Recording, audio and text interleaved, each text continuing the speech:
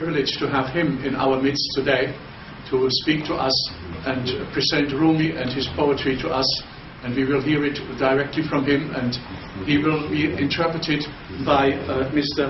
Yodaya Doanata, who is his interpreter, and he came specially up to do this service for us. So may I ask you to kindly step forward and give us your kind presentation. Thank you.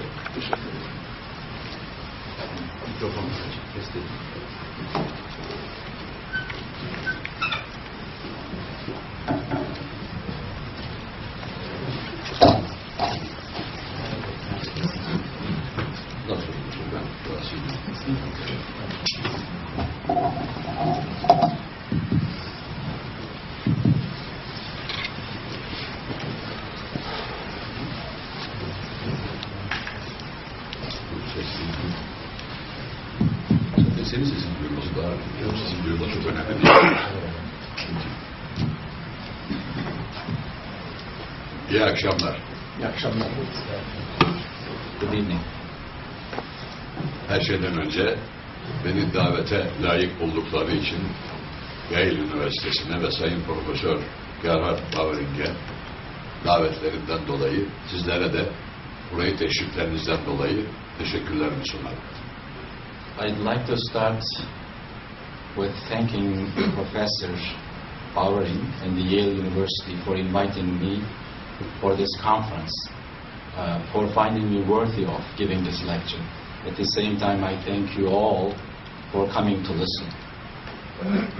Efendim, süremiz çok kısıtlı, yarısı da tercümeyle geçecek. Onun için ancak denizden bir damla, harmandan bir tane kadar konuşacağız. Ama damla deniz değilse de denizdendir. Tane harman değilse de harmandandır. As you know, we don't have much time, and half of our talk is going to be the translation. So I can only give you a drop from the ocean, a dust from the harvest, but be aware that the drop is not from the drop is from the ocean. Drop is not an ocean, but drop is from the ocean. And at the same time, know that the dust is not the harvest, but it is from the harvest. Hazreti Rumi yeterince meşhurdur ama yeterince doğru tanınmaz. Hazreti Rumi is very famous and known by everyone, but actually, although he is famous, he is not actually known by everyone as he was deserved to be known. İnsanların genel bir hastalığı vardır. Tatbikattan kaide icat etmek, uygulamadan kural çıkarmak. We human beings, we have a sickness. We have this wrong tendency of generating rules from our own applications. Rumi deyince akla önce Warning dervişler gelir. When they talk about Rumi, the first thing that we imagine is the whirling dervishes. Peki de bu dönen dervişler veya Almanca tabiriyle tanzande, dans eden dervişler haftada bir defa en çok 3 saat bu işi yaparlar. En çok. Normali 1,5-2 saat. Okay, that's fine. Imagining Hazret Rumi with the whirling dervishes, or as the German says, dancing dervishes. But this part of Mevleviye, the dervishes can do this performance only a few hours a week. Peki o haftanın, o günün diğer 21 saatiyle haftanın diğer 6 gününde 24 saatinde bunlar ne yapar? So one should ask, what would these dervishes do in the rest of the day if they were not doing their whirling dances? what would they do throughout the week if they don't do anything rest of the week? İşte mesele bu. That is the problem. Bize dünyanın muhtelif yerlerinde hep soruyorlar.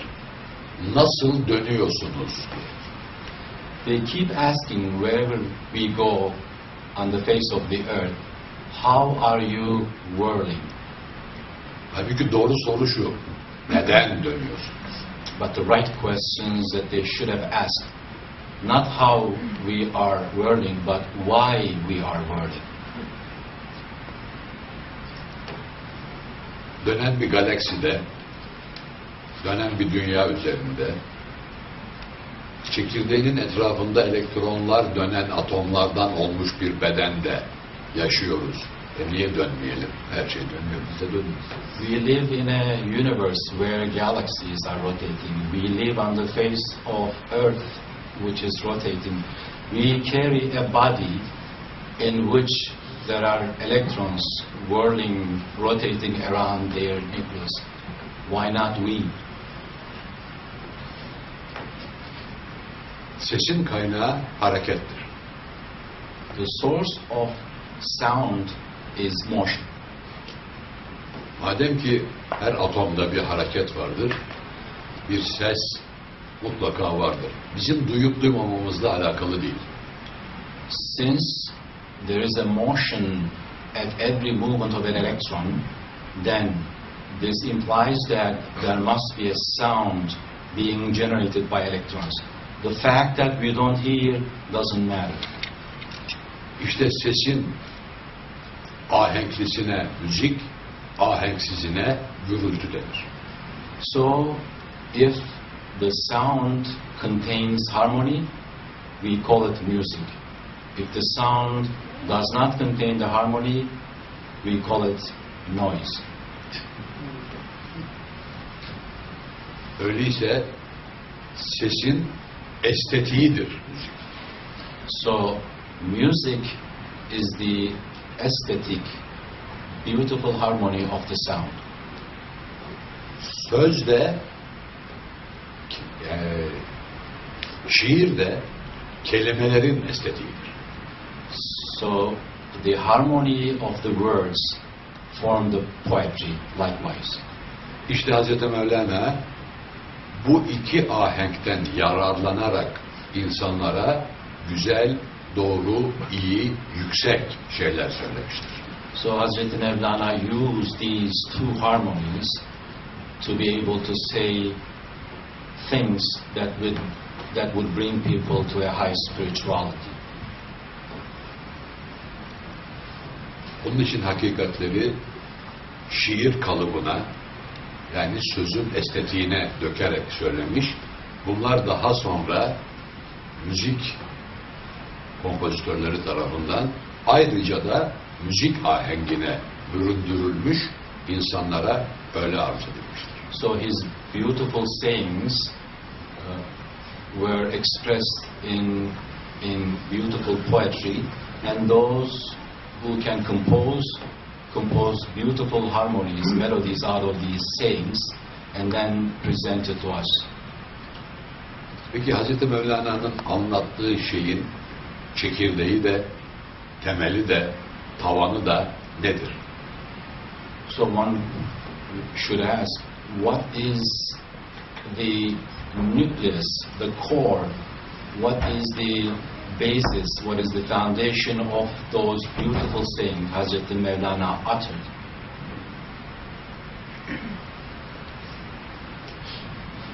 Şimdi tercüme ederken love diyecek Yurdaer Bey. Ben onu kabul etmeyeceğim. O love değildir. O aşktır. I'm going to talk about aşk, and Yurdaer is going to translate it as love. And I'm not going to accept that translation. Aşk is not love.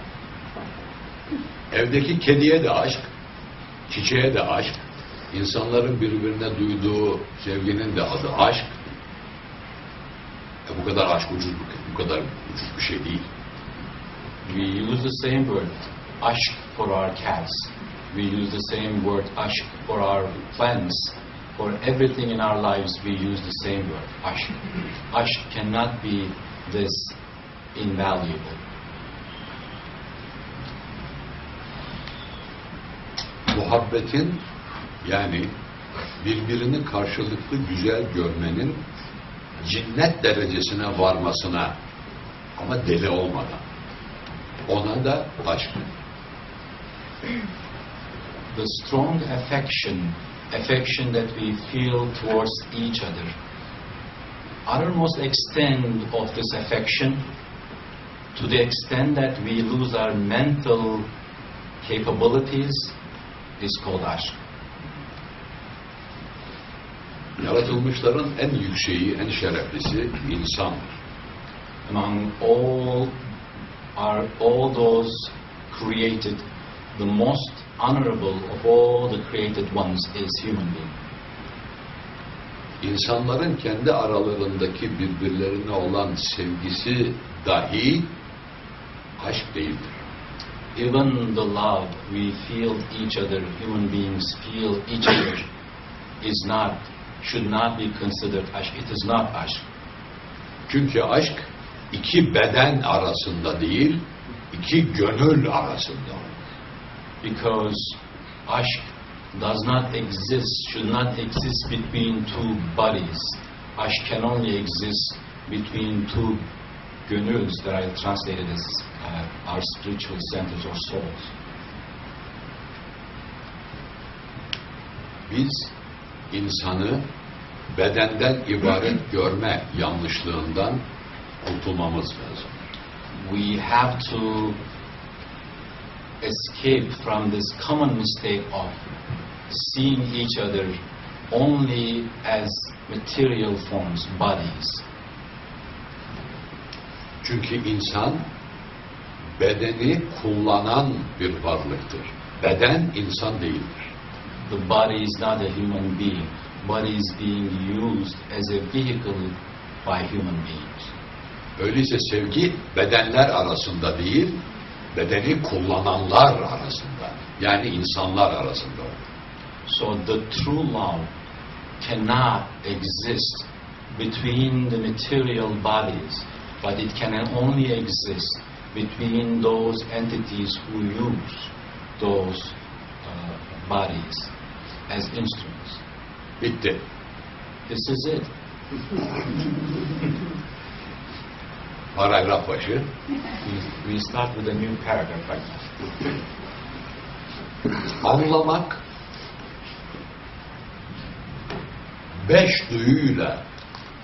beş duyu kapısı ile sınırlı değildir. Understanding, perceiving cannot be limited with our five senses. Çünkü beş duyuyla anlamak sadece bedene ait olan hususlardır. The things that we perceive and understand by using our five senses are related only to our material body. Biz bedenden ibaret olmadığımıza göre bedenimizin algılama kapıları olan beş duyudan başka algılama kapılarımız da var. Since we are not only consist of our material bodies, we do have other senses other than those five senses. Onların ne olduğuna girersek iyice vaktimiz yetmeyecek. Ama önemli olan nokta şu: biz lisanı bilmesek de bazı büyüklerin ağzından veya kaleminden çıkan sözlerin tekrar edilmesinden dolayı ayrı bir algılama kapısı açarız kendimize. Onun için bazı sözlerin lisanı başka diye tercümelerinden anlamayla kendimizi sınırlamamalıyız. Aslını okumalıyız. Anlamadığımızı zannetsek bile. Biraz uzun olacak. If we start talking about other senses, we won't have time at all. But understand that just because we don't know the language, just because we do not understand, does not necessarily mean that the sayings of the saints, of the wise, we cannot perceive anything from their sayings. So we should listen to the words with their original language of the sayings of the sage, of the wise man, and believe me that we will be able to receive from the original language, even if you don't have to interpret.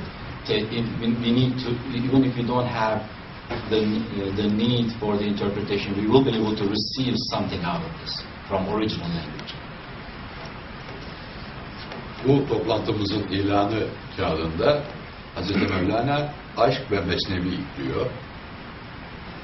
Bildiğimiz gibi Hz. Mevlana'nın tek eseri mesnevi değildir. In the flyer that they distributed for this lecture, you see it is said Aşk, Love and Mesnevi. You should know that Mesnevi is not the only work Hazreti Mevlana produced. Mesela Divan-ı Kebir, Mektubat, Mücalesi Seba, Rubaiyat, Mektubat gibi eserleri var. Fihi Mafi are also very well known work of Hazreti Mevlana. Onun için Mesnevi ile sınırlı kalmadan diğer eserlerinden de konuyla ilgili sözlerini tekrar edeceğiz. So we will also touch upon his sayings from other beautiful work of Hazreti Mevlana, and we are not going to limit ourselves to Mesnevi. İşte aşkın zeminini teşkil eden muhabbet hakkında Hazreti Pir Rubaiyatta ne buyuruyor? So the affection is the foundation of aşk. And let's look at one of Hazreti Mevlana''s stanzas, Rubai's, quatrains, and let's hear what he says about the foundation of aşk. Az muhabbet murda zinde mi şavet. Vaz muhabbet şah bende mi şavet. Az muhabbet durt ha safi şavet. Vaz muhabbet dert ha şafi şavet. Muhabbet öyle bir kudrettir ki ölüleri diriltir. Padişahları kul yapar. Kirlilikleri ve kirlileri temiz yapar ve bütün dertlere şifa olur. Affection, strong affection, muhabbet is such a power that this power makes sultans slave. This power makes the one who feels dirty clean. Padişahları kul eder, ölüleri diriltir. This power resurrects the death. Bir de son bir şey daha söyleyeceğim. Dertlere şifa olur. And muhabbet, this strong affection, is the remedy for all the problems. Muhabbetin kudreti hakikaten böyledir. Bunun tarihi örnekleri de var ama fazla zamanımız yok. When you look at the power of this affection, muhabbet, historically we have many evidences and historical records of that, but since we don't have time, we will not be able to go into it. İşte bu muhabbetten haberi olmayanlar tarafından aşırı kelimesiyle izah edilen daha yükseğine aşk. So this muhabbet, this affection, as was described in this rubai, for those people who have not understood or have not lived this affection by using the word uttermost affection, by using the word extreme, they try to express what they have not experienced by saying that aşk is a strong affection. Aşk kelimesi İslam inancı içerisinde Kur'an-ı Kerim'de geçmediği için bazı metne sadık kalıp metnin derinliğine intibak edemeyen yüzeysel kendini bilgin zanneden cahiller aşk olmaz diye inkar edebilirler. Some people who think themselves as scholars, but in reality they are ignorant. They just look at the surface of the text. They say that just because they claim that just because the word aşk does not appear in the Holy Book Quran, they deny the existence of this strong affection. But they are ignorant. Halbuki Kur'an-ı Kerim'de aşk kelimesinin geçmemesi çok tabiidir. Çünkü aşk, yani orijinal ifadesiyle aşk o Farsça bir kelimedir. Kur'an-ı Kerim'de Farsça kelime yok. It is so natural that the word aşk, which is a Farsi word, does not appear in the Holy Book Quran because it is not Arabic. Ama Kur'an'da aşkın tarifi vardır. But the description of aşk exists in the Holy Book. Eşeddi hub. Hub, güzel ve muhabbet. Karşılıklı güzel. Eşeddi, şiddetli. So there is this... Eşeddi hubben lillah. Ayetin tamamı o. Müslümanlar Allah'ı şiddetle severler. Şiddet kelimesi zorbalık manasına olan değil. Çok yüksek, çok yoğun manasına. Eşeddi hub kelimesi aşkın tarifidir. In Quran al-Karim, in the Holy Book, there is a verse. In the verse, it is said, "Eşeddi billah," which means, translation is that strong affection, strong connection, strong love to the Creator. That's uttermost extension of affection to the Creator is the definition of love. Bir başka genel yanlışlık da semayı da bu nevi aşk terennümlerini de Hz. Mevlana'nın icat ettiği zannıdır. Bu bir zandan ibarettir, böyle değildir. Another common mistake, in other words, a common guesswork that everybody makes is that the sema, the ceremony of whirling dervishes, they think and they make the mistake that it is invented by Hazreti Mevlana. Zaten kendisi öyle söylüyor. Aşk ast, tariki rahı peygamberi mao, mağazade-i aşkamu, aşk maderi mao. Benim aşk yolu dediğim yol benim peygamberimin yoludur. Ben aşkın çocuğuyum, aşk benim anamdır. Yani beni dünyaya getiren, var eden şeydir. What I call, this is Hazreti Mevlana speaking, what I call love, what I call the path of love is the path of my Prophet Muhammad. I am the child of love and my mother is love. Yani icat etmiş değil, sadece çok güzel terennüm etmiş, insanlara güzel anlatmıştır. İlk icat eden filan da değildir. He is not the inventor of it. He just beautifully expressed this strong affection to us. Keza semayı da Hz. Mevlana icat etmemiştir. Hz. Mevlana'nın babasının şeyhi olan Necmeddin-i Kübra'nın eserlerinde sema ilk olarak yazıya geçirilmiştir. Necmeddin Kübra da icat eden değildir. Var olanı yazıya geçiren zattır. İlk sema Hz. Ebu Bekir tarafından Asr-ı Saadet'te yapılmıştır.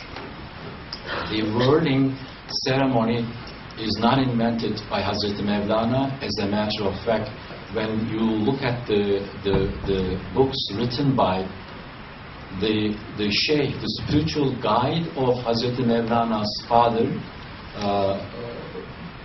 Sheikh Kubrevi, in his work, you can actually see the description of Sema, the whirling ceremonies. As a matter of fact, the origin of Sema, the whirling ceremonies, goes all the way to Hazreti Ebu Bekir.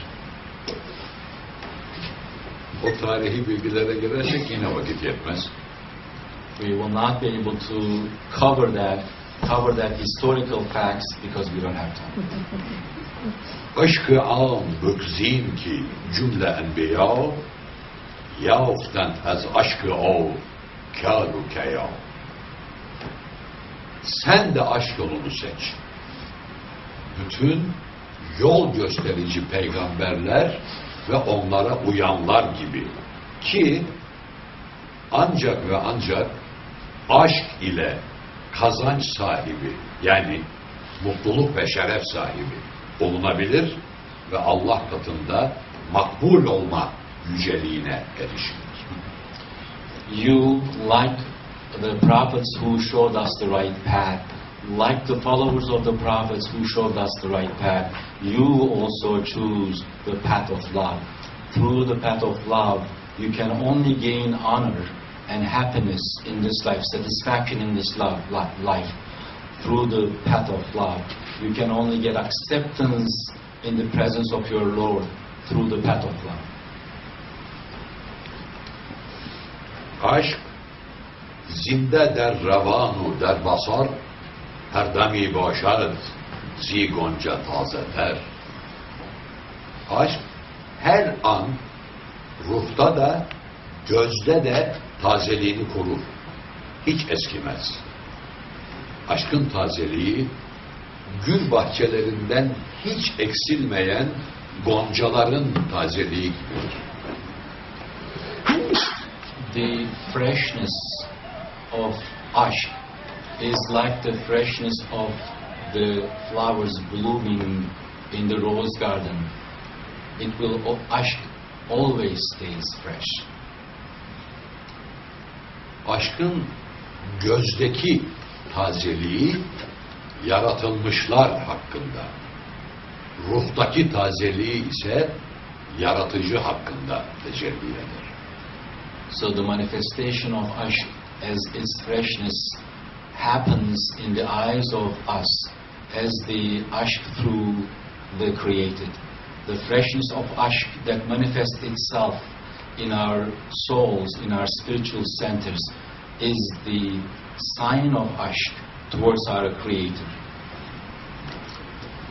Vaktiyle bana da aşık olmuşlar. Once upon a time, people fell in love with me too. Böyle vücudum gergindi o zaman.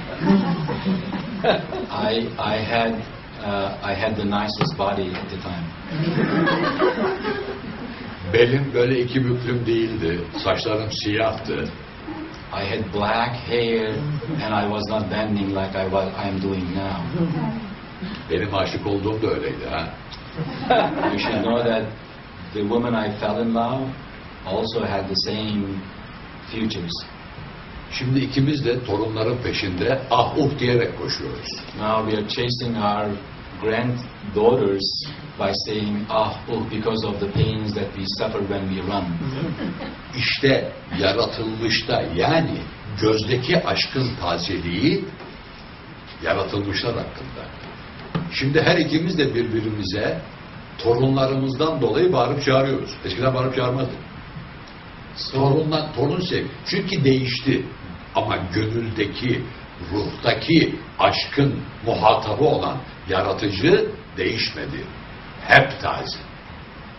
So the freshness of love as it was received by eyes, it goes away. Now, because of our disagreements, because of our grandchildren, we sometimes criticize each other. That's a sign, that's an indication that freshness that existed in the eye may wear off. But the freshness of aşk, the love that we have in our spiritual hearts towards our Creator, will never wear off. Çünkü zan ki aşkı murdagan payende nist. Zan ki murder suyima ayende nist.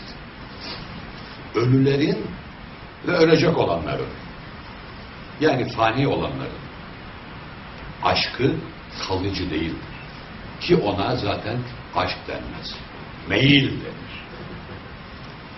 Ölüler bizim yanımıza gelmez. Bu sembolik bir ifade arz edeceğim. There's a symbolic expression. Those who will die, those who are temporal, their love cannot be eternal. And I will explain the meaning here. Zinde kelimesi parçada diri, canlı demek ise de burada öyle değil. Ölümün karşıtı olan dirilik değil. Hayatiyetini muhafaza edebilmek diriliğidir. Bu da sürse sürse kıyamete kadar sürer, o da bitecek. Ama baki olan, ölümsüz olan ancak Allah'tır. Ona olan muhabbet, aşk ölümsüzdür. So everything is temporal. Being alive, the word dri is translated here as being alive, but it is not really the opposite of being dead. Life will exist until the end of the time, but even life will disappear. Even life itself is temporal. What is not temporal, what will last until eternity, is our strong affection and connection and love to our Creator. Aşk, kendi hayatına yol verme ve rehber edinmede, aklı kendine rehber edinenler için kolay kolay anlaşılacak bir şey değil. Aşk is going to be very difficult to understand for people who take their mental abilities, their intellects as their guide in this world. Doğu edebiyatında aşıkların sembolü Mecnun. In the Eastern literature, Mecnun is the symbol of those who are in love. İsmi Kays. The original name is Kays. Sevdiğinin adı Leyla. And Layla is the beloved. Bir gün Kays arkadaşlarıyla beraber otururken uzaktan mahalle arasında hastalıklı, gözlerinden daha fazla içinizi kaldırmayayım ama çok çirkin ve hasta bir köpek geliyor. So one day Kays was sitting with his friends and they saw a dog, but such a dirty, sick dog was approaching to them. Mecnun oturduğu yerden fırlıyor, gidiyor, o uyuz köpeğe sarılıyor, özellikle gözlerinden öpmeye başlıyor. So Mecnun, as soon as he sees this sick and dirty dog, rushes towards this dog, hugs the dog, and in particular starts kissing the eyes of this dog. Arkadaşları sen hakikaten delirdin, aklını kaybettin diye tenkit ediyorlar. So the friend starts criticizing, maybe laughing at him, saying that honestly you lost your mind. Mecnun'un cevabı, bu köpek Leyla'nın mahallesinin köpeği. O gözler Leyla'yı görmüştür. Öpülmeye değer. This is the answer from Mecnun. This dog belongs to the neighborhood of Layla. This dog comes from Layla's neighborhood. These eyes saw Layla. They are worth to be kissed. Acaba anlatabildim mi? I wonder if I am able to explain.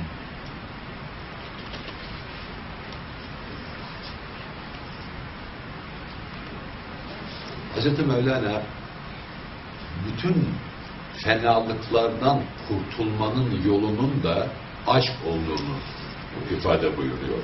Şah baş, ey aşkı hoşi sevdayı ma, ey tabibi cümle illet hayı ma. All the ugliness, Hazreti Mevlana with this stanza tells us that aşk is the solution. Through aşk we can get rid of all the ugliness.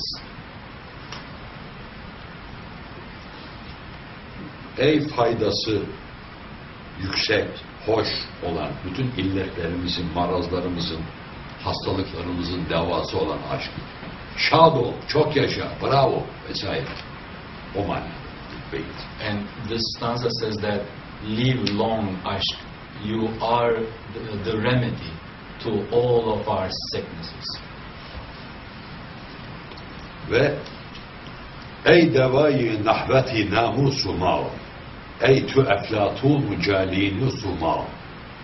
Bizim kolay kolay deva bulmayacak olan iki büyük hastalığımız, kibir ve azamet, ilaç olan ve bizim için Eflatun, yani Platon ve Calinus olan aşk. Çok yaşa. Live long aşk, which is a remedy to our worst enemy, which is pride, seeing oneself better and higher than others.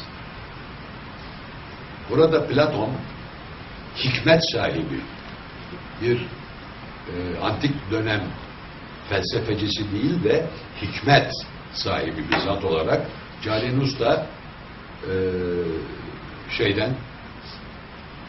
neydi o yemin Hipokrat'tan daha önemli ama Hipokrat kadar meşhur olmayan bir tabiptir. Yani biri bedenle ilgili arızaları gideriyor, diğeri gönülle ilgili arızaları gideriyor. İki sembol isim. Biri Platon, biri Calinus. Aşk bunlardan üstündür diyor Hazreti Ömer. He talks about, gives two symbolic names. One is Plato, as a symbol of someone who has wise advices, who is a sage and a wise man, knows the remedies for our spiritual sicknesses. And also he gives another symbolic name, which is actually more important than Hippocrates, and that's the symbol of the remedies for the sicknesses that we have our bodies. And he says that aşk, you are better, more important, more powerful than those, Plato and Calinus. Calinus aynı zamanda hemşerimizdir. Bizim Batı Anadolu, Bergamalı'dır. We are very close to Calinus. He is from where we are from Bergamo. Demin bir sual arz ettim. Mevlevi ayini, yani sema ayini yapılan zamanın dışında Mevleviler, yani Hazreti Mevlana'nın yoluna uyanlar ne yapar diye. So I presented a question a while back, and I asked those people who performed whirling ceremonies, what do they actually do? How do they spend their times when they are not whirling? Cihad-ı ekber yaparlar. They do cihad-ı ekber. They strive. They do perform the biggest, greatest striving. İşte burada bir yanlışlık daha yeniden ortaya çıkıyor. Cihadı harp etmek zannediyorlar. So this is another mistake, that common mistake that people make. When they talk about jihad, they think that jihad is waging war. It is not. Cihad harp etmek demek değildir. Jihad is not waging war. Gayret kelimesinin ifade ettiği mananın çok mübalağalısının adına Arapçada cehd derler. The exaggerated effort. The words in Arabic, that the meaning of the word exaggerated effort in Arabic is cehd. Cehd kelimesinin çoğulu da cihattır.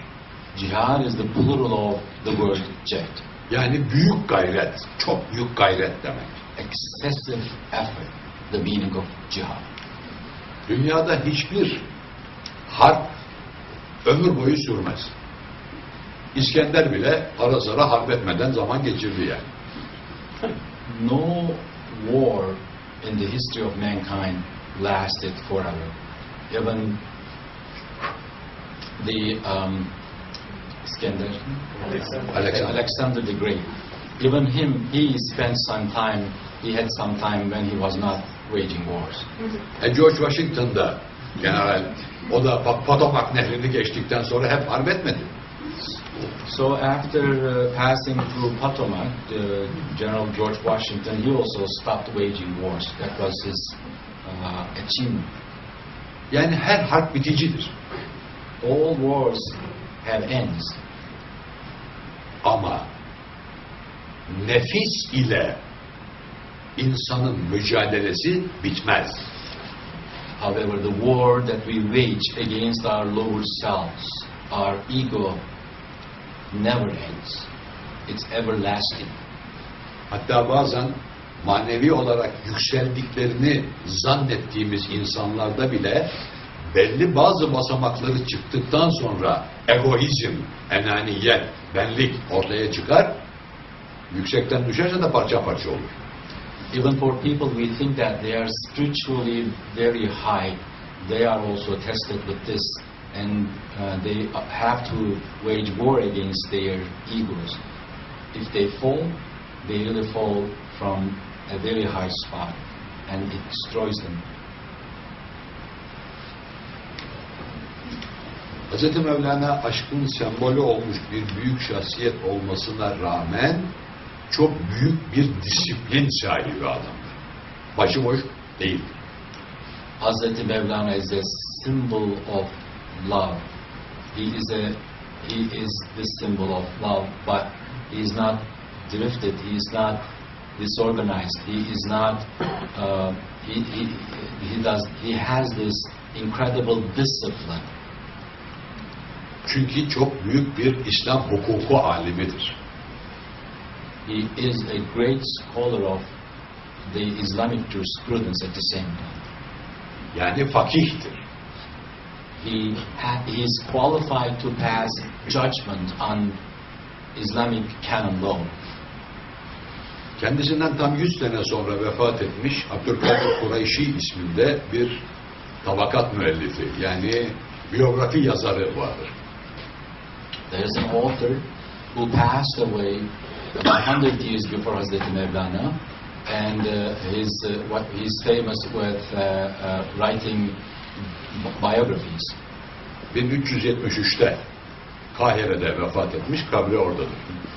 He died in Cairo in 1373, and his tomb is there.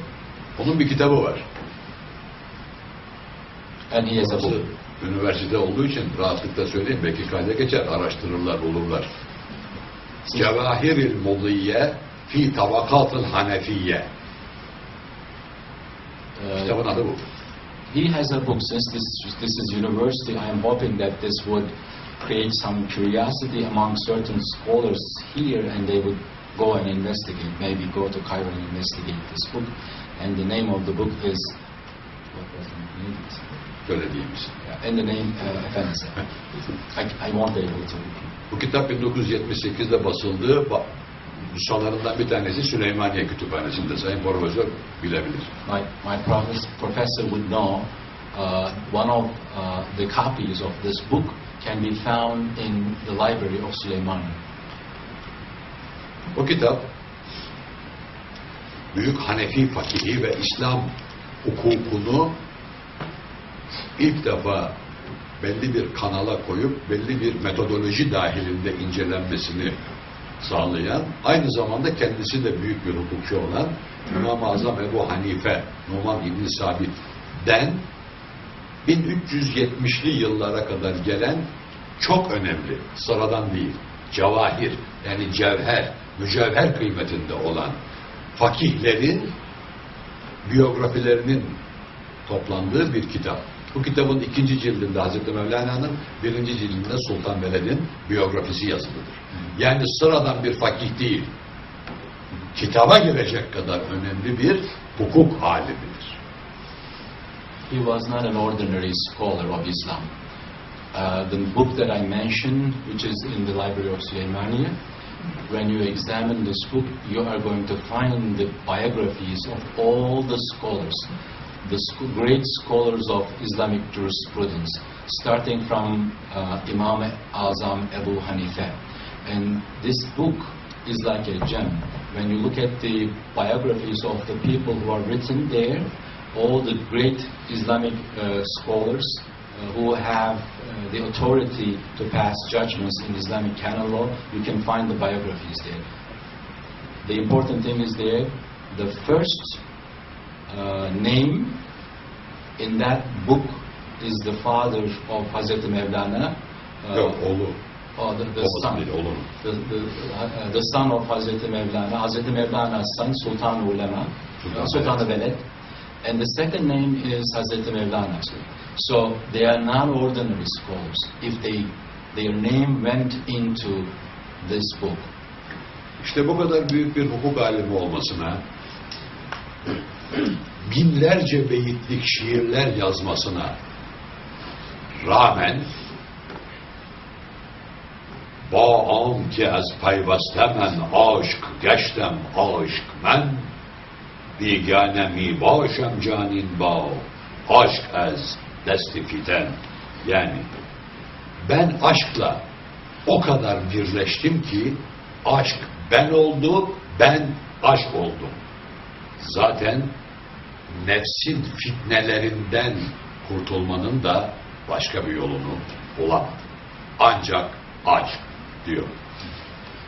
So such a great scholar of Islam, such a great scholar of Islamic jurisprudence, and at the same time a poet. Listen what he says. He says that I am blended, united with love. Love became me and I became love. Love was the only way that I can resist to the seduction, to the deception of my lower son. Buraya kadar teşviklerinizden dolayı tekrar teşekkürlerimi sunarım. I'd like to repeat my gratitude for you coming here to listen to this talk. Ama ayrıca Konya'ya da bekleriz. But I would also like to invite you to Konya. Konya'da Hz. Mevlana'nın dergahı ve türbesi var. The tomb of Hazreti Mevlana and his dergah, his establishment of Mevleviye is in Konya. O dergahın kapısında 2 satırlık bir yazı var. At the door of his dergah establishment in Konya, there is a writing with 2 words, 2 lines. Kâbetul uşşâk vahşet in makam her ki nakıs ahmet inca şüt tamam. Burası aşıkların Kâbesidir. Kimde noksanlık varsa burada o noksanlıklar biter. Noksanlıklardan burada kurtulur. Yani noksanlıkları yalnızca aşk tamamen. This is the Kaaba for the lovers. If anyone has Aşıkların Kâbesi. Kıble Kâbe değil. Aşıkların Kâbesi. yeah, this is the Kaaba for the lovers, for the lovers. Yeah, this is the Kaaba for the lovers. If anyone has any shortcomings, this is the place to get rid of these shortcomings. Aşk will eliminate, make your shortcomings disappear.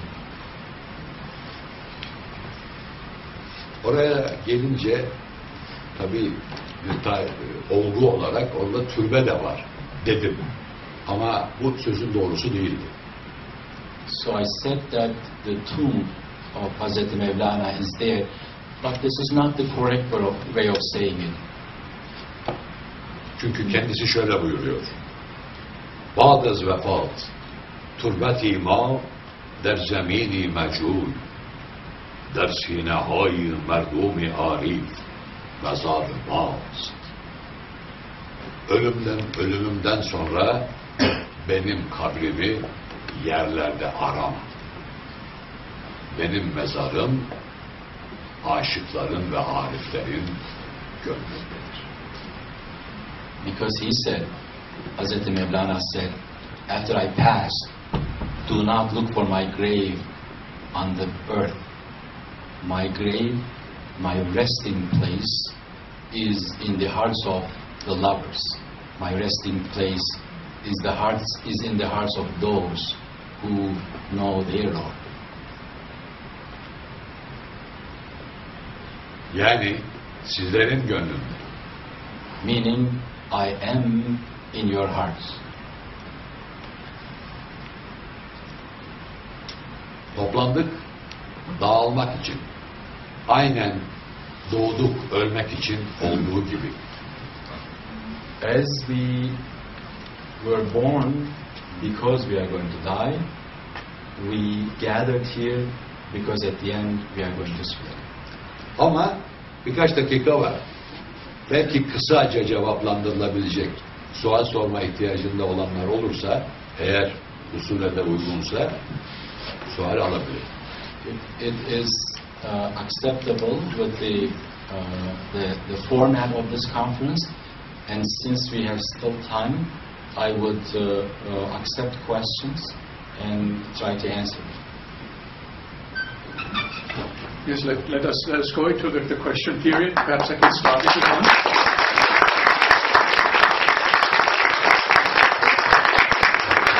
Thank you for this inspiring talk. It was so much centered on the concept of love, of muhabbat and ashq, or ashq, as you mentioned very strongly. And perhaps I can just ask one question that has perhaps two parts. Does Maulana make a distinction between the word muhabbat and ishq, or does he mean exactly the same reality? And then the part that could connect with it, is that concept of love something that is static? Does it always remain the same? Or is it dynamic? Does it develop? Does it mature?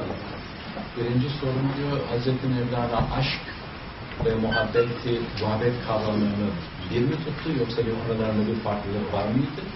Vardı.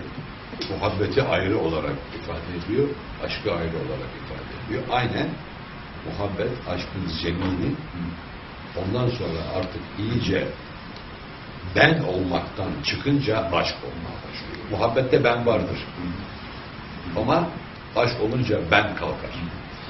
So there is a differentiation, and Hazreti Mevlana establishes muhabbet as the foundation. But muhabbet, at the level of Muhammad, there is still me, there is still ego. When me, the ego disappears, then it is possible to achieve ashq. At the level of ashq, me doesn't exist. Bir de eğer şeyse, müsaade varsa, çok subjektif bir şeydir.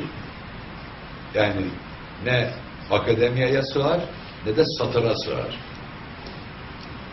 Ashq. Evet. Ashq is very subjective.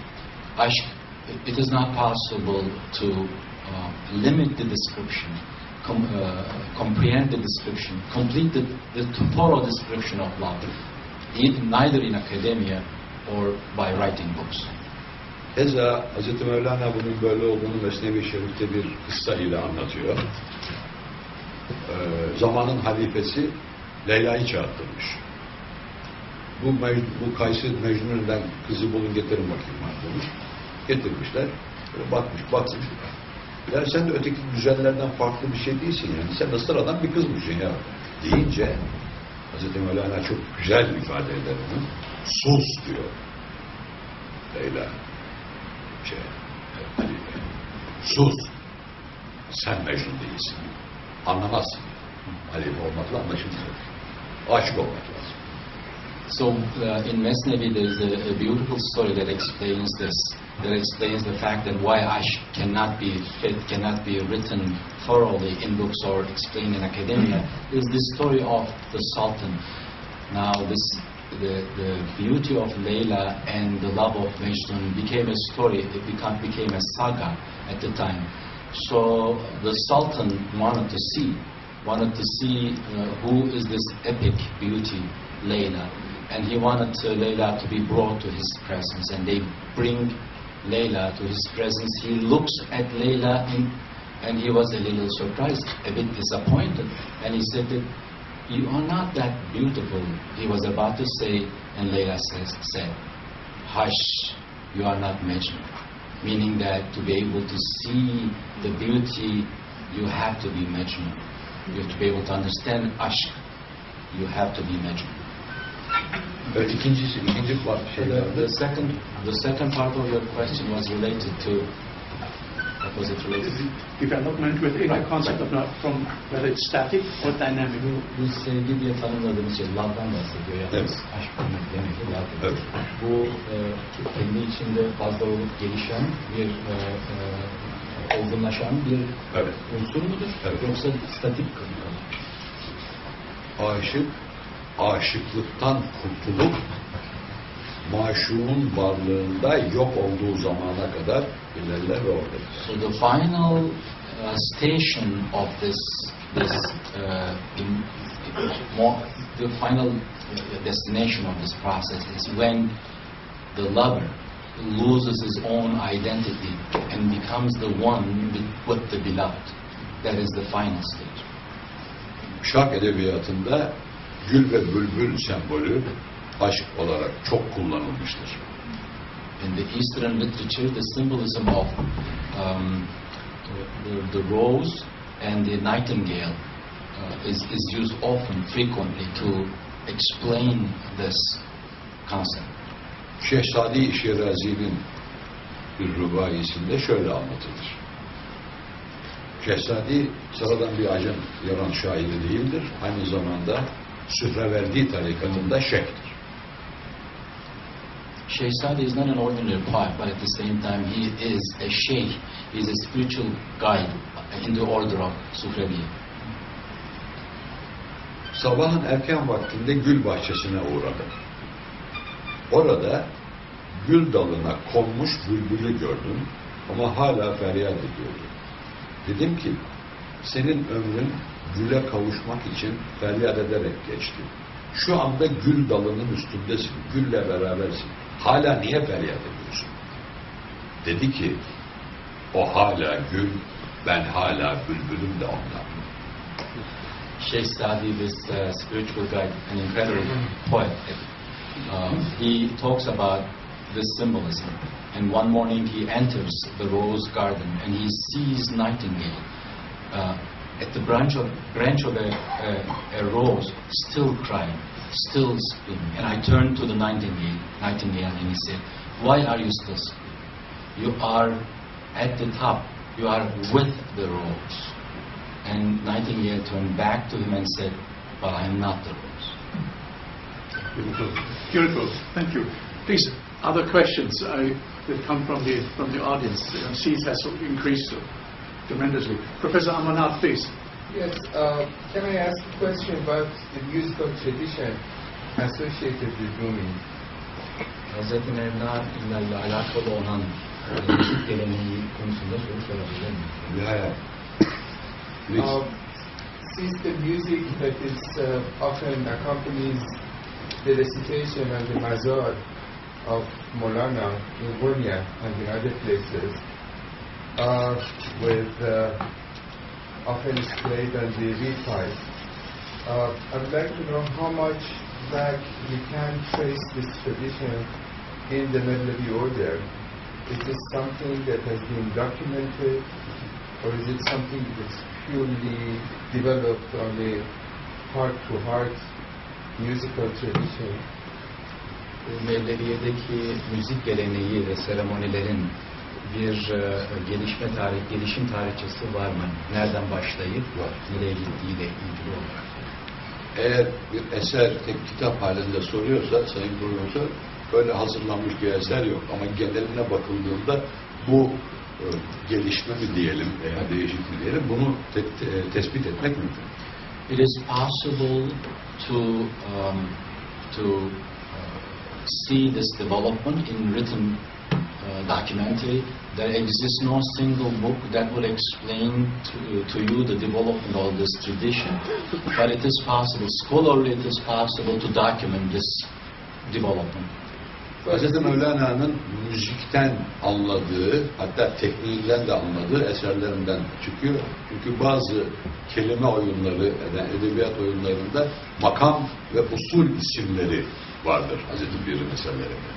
When you look at the work of Hazreti Mevlana, you see evidences, traces of musical knowledge. He talks about modes of music. He talks about rhythm within his own writings. Kendisinin bir eser, bir enstrüman çalıp çalmadığı hakkında bilgimiz yok. Ama Mesnevi Şerif İnsan-ı kamile sembol olarak ney ile birinci beyit başladığı için oğlunun rebapname, yani enstrümanname.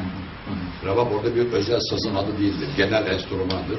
Rebapname diye bir kitap yazdığına göre oğlunun da Sultan Mehmet Hazretleri'nin de musikiden anladığı, aletlerin tekniklerinden de anladıkları her ikisinin de gayet aşikar anlaşılıyor. Daha sonra Hz. Mevlana zamanında bugünkü tespit edilmiş, formal hale getirilmiş affedersiniz, formal hale getirilmiş musiki yok. Ama serbest icra ile var. Aşağı yukarı 1450'li yıllarda Konya Çelebisi Pir Adil Çelebi, daha sonra da 18. Postişin Pir Hüseyin Çelebi zamanında değişikliklerle Hüseyin Çelebi zamanında bugünkü haline gelmiş. Hem musikisi hem sema ritüeli. So when you look at the work of Hazreti Mevlana, even the beginning, the Mesnevi starts with the reed as a symbolism of perfect human being. And also there is another work that is written by his son, Sultan Veled. And in that he is talking about different instruments. These are the indications, evidences that we find that they are very knowledgeable in music. But the form that we know, recognize today, is developed later. And Pir Adil Çelebi and Pir Hüseyin Çelebi are the people, are the names who established the final forms. Which is what period? Hangi zamana rastlıyor Hazreti Adil? Pir Adil Çelebi 1450'li yıllar. 1450. Şeyde Pir Hüseyin Çelebi de 1655'te 70 arası. So Pir Hüseyin Çelebi is like 1650s, 1670s. Pir Adil Çelebi is 1450s. Yani Sayın Profesör Bilir, Konya'da Kapı Camii var. So there's a mosque in Konya, Kapı Mosque. O camiyi yaptıran zat Pir Hüseyin Çelebi. He is the one who had that mosque built. Hüseyin Çelebi had the mosque built. Eğer uzatmıyorsam bir şey daha ilave etmek isterim. I'd like to add one more thing. Herhangi bir müzik icrasında çok seslilik veya çok saz kullanmak, büyük bir koro olmak, müziğin yüksekliğinin göstergesi değildir. The quality of music cannot be measured by the number of instruments that are used to perform the melody, or by the number of voices that are included in the melody. Müzik, ses aralıklarının insan ruhu üzerindeki tesirinden istifade ederek insanda yüksek duygular uyandırıyorsa müziktir. Bu bazen bir yanık neyden, bazen bir flütten, bazen bir tek kemandan, bazen bir orkestradan, bazen bir su şırıltısından olur. İşte Mevlevi meydanında çok sazlı ve korolu bir müzik icra ediliyor olması, Mevlevi müziğinin diğer tasavvuf ekollerinin müziğinden üstün olduğunun göstergesi değildir. Kadirisi, Rıfaisi, Mevlevisi, Bektaşisi, Halvetisi, Sadisi, Şazelisi, yani bunlar tasavvuf ekolleri. Bu tasavvuf ekollerinin müzikleri de asla Mevlevi müziğinden daha az değerli değildir. Velev ki tek ses tarafından icra edilse bile. Daha uzun oldu. What makes music valuable is the capability of the notes creating higher inspirations in human being, not the number of instruments. There are many other different Sufi orders, Kadiriye, Cerrahiye, Halvetiye, Rifaiye, when you look at those different orders and when you look at their music, they are not using instruments as much as Mevlevi order is using, but that doesn't mean that their music has less quality or their music is lesser than Mevlevi music. Mesela Kuzey Sudan'da Şazeliler sadece el çırparak bir müzik icra ederler. Çok tesirli bir müziktir. Sadece el çırparak. Shazeli order produces music in Kuzey Sudan. in North Sudan just by clapping hands, and it's such a powerful, such an inspirational music. Yani kimi elini böyle vurur, kimi böyle vurur, kimi böyle vurur ama değişik bir ahenk çıkar, yüksek bir müziktir. It's an incredible harmony by just clapping your hands in different forms. We had another hand. I'll ask this question in Turkish first, if that's okay. Speak up. Ellerine sağlık. Ben şeyi merak ediyordum. Hazreti Mevlana'ya göre insanın kamil seviyesine ulaşması kendi başına, kendi kişisel dindarlığıyla yapabileceği bir şey midir? Yoksa hep yardım alması mı gerekir? Bu Hazreti Mevlana'ya göre değil. Soruyu istersen de. So my question is, according to Hazreti Mevlana, is it possible to achieve this level of love or to achieve that kind of spiritual perfection by individual piety, or does one need external aid in the process? Tasavvufun ana prensipleri bazı tasavvuf ekollerine göre değişmez. Dolayısıyla Hz. Mevlana'ya göre değil ama tasavvufa göre kemal kendi kendine olmaz. Çünkü Allah kitabında siz benim genel emirlerimle belli bir nefis seviyesine gelirsiniz ama o nefis seviyesine geldikten sonra benim kullarımın, yani burada sadece kul ve mahluk aynı mana değildir. Özel, has kullarımın arasına girmelisiniz ki razıye ve merziye. Ya yetuhan nefsül mutmainne. Ayeti bakın.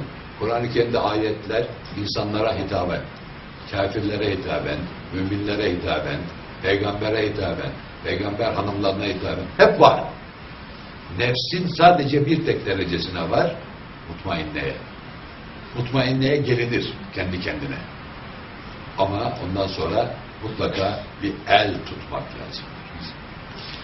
So the general principles of Sufism, tasawwuf, general principles do not change from one order to another. So what is true for Mevlevi is true for all the other orders.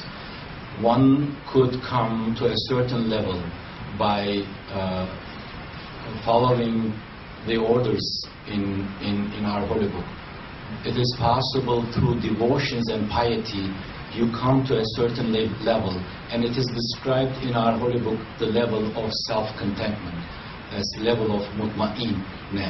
Once you come to that point, this is the highest level one could achieve by self-devotion. From that point on, if you want to go to higher inspirational levels, you have to hold the hand of someone who could help you on this path. Yes, please, sir, with the glasses. I don't know your name. Speak up, please. Yes. Does ash have a degree of equivalency to the Greek concept of agape? Agape? Yes. Yunanlarda agape diye bir kavram var diyor. Acaba bu aşk diye tarif edilen şeyin Yunanlarda bir denk kavramı var mıdır? Yunan kültüründe. Agape kavramının ne olduğunu bir anlatırsa o zaman ben biraz daha anlatırız. If you can help us understand and appreciate the concept of agape, we will be able to answer this. Agape is in Greek for love. It's Greek for love. Yeah, but what can you explain the concept of agape? Yeah, it's one of the words for love, but it's the divine love as opposed to eros, which is the physical love, or even philia, which is the friendly and so it's the divine love. It's the transcendental love, the ultimate love. İlahi aşkla ilgili bir kelime kullanmışlar. Yani materyal. İlahi aşk Yunan felsefesinde olamaz. 55 bin tane tanrıya 55 bin tane aşk olmaz. Aşk dediğim bir tane. It is hard to believe that the divine love exists in Greek literature because they had about 55,000 gods. How could you have 55,000 gods? Mahalle tanrısı var, köy tanrısı var, şehir tanrısı var, yemek tanrısı var, içmek tanrısı var, sağ el tanrısı, sol el tanrısı. Hangi birine? There is the God for everything, for right hand, for left hand, for neighborhood, for this and for that. How could you express divine love for all those? Yani ilahi olunca, yani tanrısal olunca teklik olduğunu bilmemiz lazım. So we have to understand when we talk about divinity, there must be unity. Yani bizdeki Hz. Mevlana'daki genel olarak aşk kavramı ile çok tanrılılık bağdaşmaz. Mümkün değil. The concept of aşk in Hazreti Mevlana doesn't go with the concept of having multiple gods. The word agape is the one used in a holy Bible, in the Christian Bible. So it's the one God, not necessarily the Greek pantheon. It's also used in Christianity for the divine love. Şimdi bu Yunanlardan Hristiyanlığa indirgedik. Hristiyanlıkta da var diyor aynı kavram. Doğru. True. That is true. It's accepted. In the concept of love, as it is described in the Bible, is the true love. Çünkü teklik var. Yani demin söylediğim işte o. Because there is unity. Because there is unity. Yes. Yes, sir. Müsaade ederseniz İngilizce söyleyeyim benim. Tabii buyurun. Speak up, yeah. Is there a widespread followership of the Hazreti Mevlana now in today's Turkey, or I mean, how does it affect the daily life in Turkey, the teachings of Hazreti Mevlana? Hazreti Mevleviye'nin takip edilip edilmediğini soruyor. Yani Türkiye'deki günlük hayatta Mevlevilik insanlar tarafından hayatta tatbik edilen bir tasavvuf ekolü müdür? Hem evet hem hayır. Yes and no. Kurumsal olarak hayır, kuramsal olarak evet. As an establishment, the answer is no. But as a concept, a conceptual development, the answer is yes. Her kurum merasimi ile yaşar. So each establishment lives with its ceremonies. Merasimi kaldırılan kurumlar yaşayamaz. If you take the ceremonies away, if you lift the ceremonies, then that establishment cannot survive. 1925'ten beri merasim yasak. Dolayısıyla ne kadar yaşıyor? İşte bu kadar yaşıyor. Since 1925, the Sufi ceremonies are forbidden, and because of that, certain orders could not survive. Denilebilir ki biz işte Konya'da, İstanbul'da, hatta dünyanın başka yerlerinde seremoni görüyoruz. Ama demin sorduğum sualin cevabı orada yok. Seremoni dışındaki saatlerde o gün ve haftanın diğer günlerinde ne yapıyor bu insanlar? İşte o yok. So you may say that we see performance all around the world. We see ceremonies of different Sufi orders.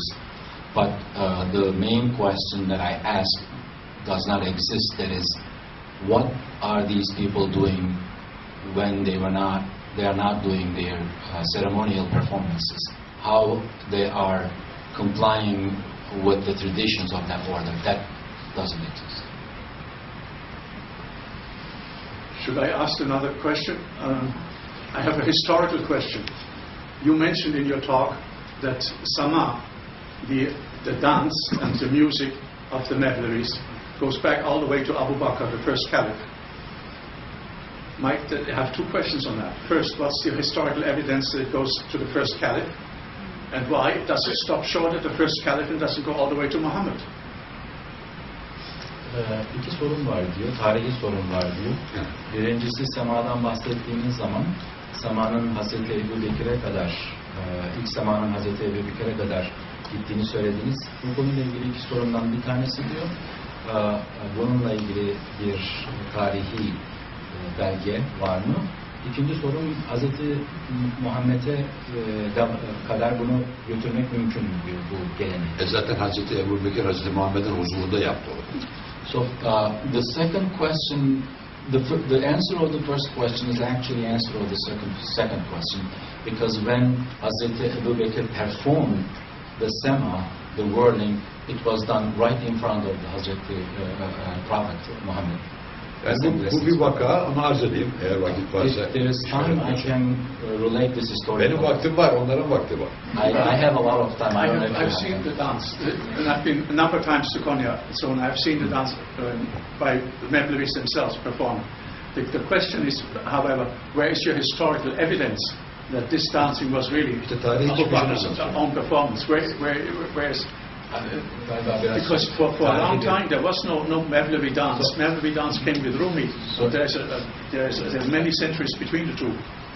Between Muhammad and Rumi. So Hazreti Ebubekir'den iki şey söylüyor. Hazreti Ebubekir'den sonra bu görülmedi diyor. İkincisi de diyor, are you really asking for an historical evidence like a document, or evidence is ready to tell you? You can easily say, oh, it was already by the time of Muhammad, his close companion Abu Bakr, very early companion, performed it, and since then it existed. But where is the evidence for that? It's, are you looking for an evidence like a written document? Yes, you need a historical root for that. Bunun tarihi bir belgesi var. Bu tarihi bir belgesi. Tarihi belgesi Abdülkadir Meragi'nin you establish your silsilas that go back to Abu Bakr. Right. That is understood. But that does not necessarily say that the reality of the Sama came from that time. It's simply that you project yourself back towards the origins of Islam.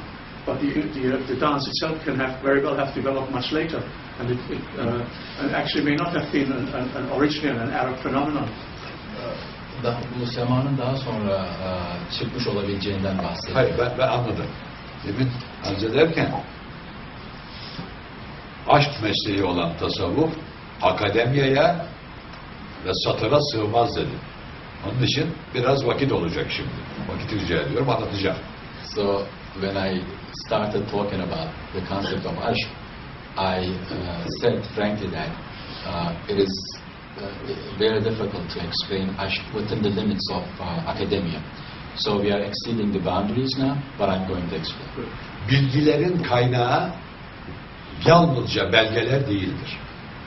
The source of the knowledge, the sources of the knowledge. We cannot say the sources of the knowledge are limited by the documents. Bizim edebiyat dediğimiz olgunun kök kelimesi edeptir. So we use the word edebiyat as a translation for which is translated in English as literature. The root of the word edebiyat is edeb, means adab, good manners. Batı'da bunun karşılığı ise literatürdür.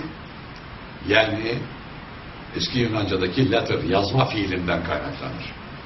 Literatür, edebiyat. Peki edebiyat yalnızca yazıdan mı ibarettir? In the Western world, the same concept is translated as literature, coming from the word letter. Literature and edebiyat. Let's contemplate on these two words. Does the word literature say exactly what edebiyat is saying? Karşılıklı geldiklerinde 2-2,5 saat irticalen, yani doğaçlama şiir okuyabilecek kadar kelime haznesine sahip bir toplum düşünelim. Bu toplumun içinde okuma yazma bilen kişi yalnızca 17. Rakamsal olarak. 17 kişi okuma yazma biliyor. Diğerleri bilmiyor. Ama 2,5 saat irticalen şiir okuyor. Imagine a society. Ezber değil. Doğaçlama. O an. Evet. Imagine a society when two people come together, two poets come together, they can improvise poetry as long as 2.5 hours. Imagine a society with this incredible improvisational capability, but in that society, they only have 17 people who know how to read and write. Her sene Ukkas Panayırı denen yerde şiir yarışmaları yapılıyor. Bütün Arabistan oraya toplanıyor. O şiir yarışmasında 1., 2., 3. ve 7. olanlar bir sene boyunca kulaktan kulağa dolaştırılıyor. So there is a competition, there is a poetry competition at the time, and then they select 7 poems in this competition. And then those 7 poems, from years to years, are circulated in the society for about a year. Onun için sözlü bilgi aktarımı şarkta Garb'ın anlayamayacağı yükseklikte önemli ve doğru. So transmitting information through oral traditions in the East, as important as the documentation that is accepted in the West. But West may not be able to, in the West, this may not be understood well. Bu girizgahtan sonra şunu söyleyeceğim. Kur'an-ı Kerim'de Allah beni otururken, ayaktayken, yatarken anın, zikredin. اَلَّذ۪ينَ يَذْكُرُونَ اللّٰهَ قِيَامًا